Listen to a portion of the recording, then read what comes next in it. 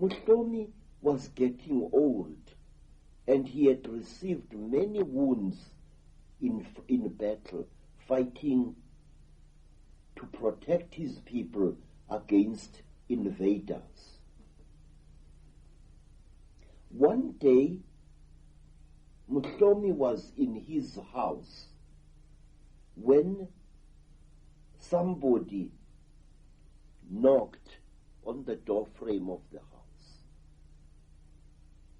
And Mutlomi asked the intruder to come in.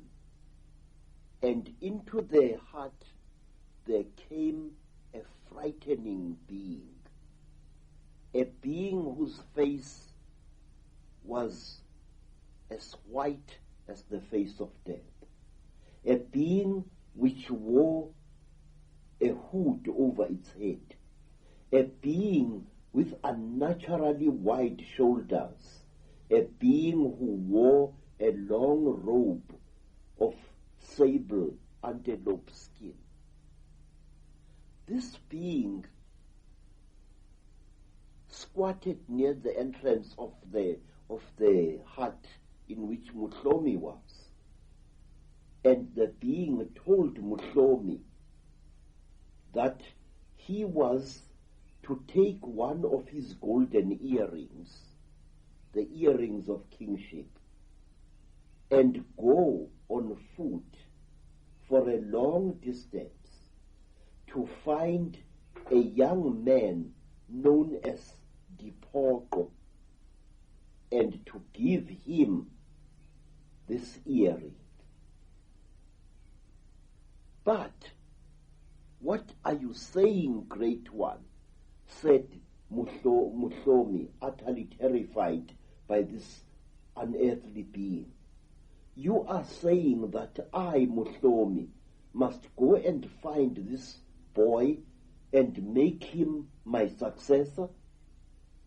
And the being said, yes, we, your forefathers, order you to do this. Mutlomi was thunderstruck. He tried to argue, because Mutlomi had sons whom he was hoping would succeed him after death. Now he was now being told to go and seek out a strange young man and make him future king of the Basotho people. And as Mutlomi tried to speak, the terrible tall being stood up in the hut and threw a handful of black powder on into the fireplace. There was a terrible flash, a burst of white smoke, and as Mutlomi shielded his eyes, the being left the hut.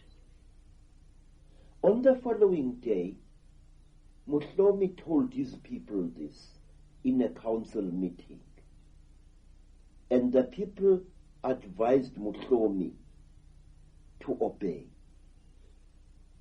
You are the king, Mutlomi. You have been our king for a long time.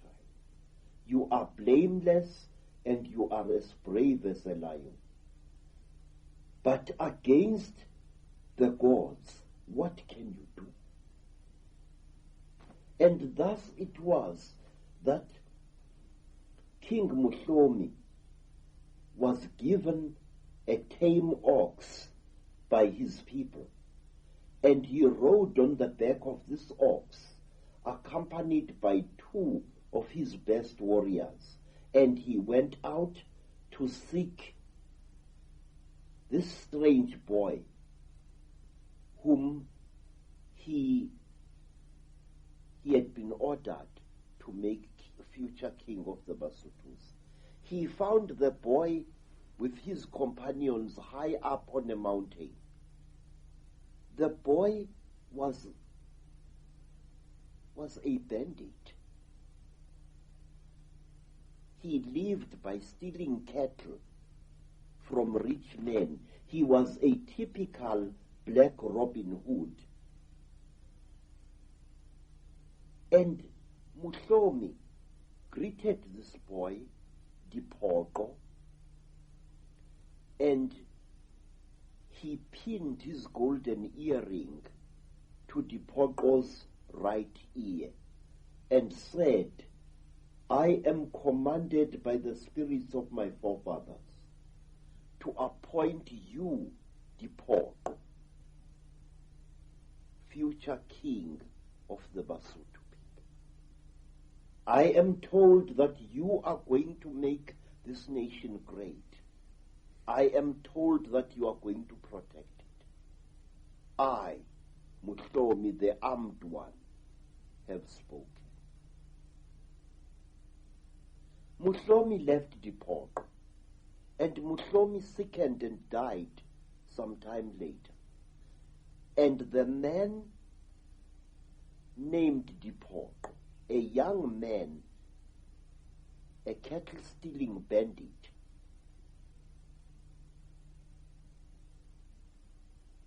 became known as King Mushweshwe, the first of the Basotho people. As the so-called God had spoken, it so did happen.